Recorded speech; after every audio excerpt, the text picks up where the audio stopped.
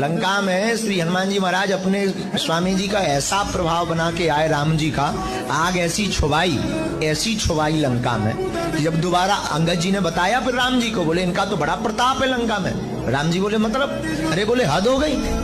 बोले कैसे हद हो गई? अंगद जी बोले हम गए, आपने पहुंचाया। अंगद जी को दोबारा दूसरा बानर अगर कोई गया तो वो अंगद जी गए। तो अंगद जी जैसे ही गए और लंका में हड़कंप मच गया कि जो पहली बार बंदर आया था वो फिर से रिटर्न आ गया पूरी लंका में। तो राक्षस तो पहले ही से ही सदमा में थे, क्योंकि पहले वाले हनुमान जी का वो खेल देख चुके थे। तो जितने राक्षस थे सब रास्ते में हाथ जोड़ के खड़े हो गए। अंगद जी बोले इतना दिव्य स्वागत, वो भी राक्षस की नगरी में, दुश्मन की नगरी में। तो अंगद जी ने एक से पूछा तू हाथ जोड़े क्यों खड़ा है? अरे बोले तुम यहाँ मत पड़ो या सीधे निकल जाओ।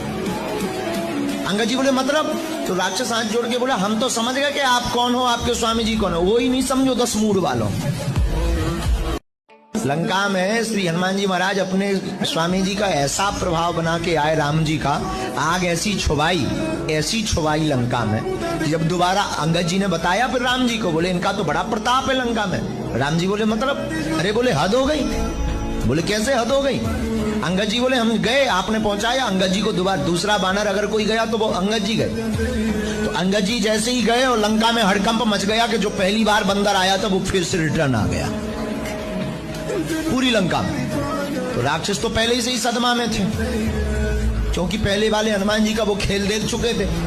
तो जितने राक्षस थे सब रास्ते में हाथ जोड़ के खड़े हो गए। अंगद जी बोले इतना दिव्य स्वागत, वो भी राक्षस की नगरी में, दुश्मन की नगरी में।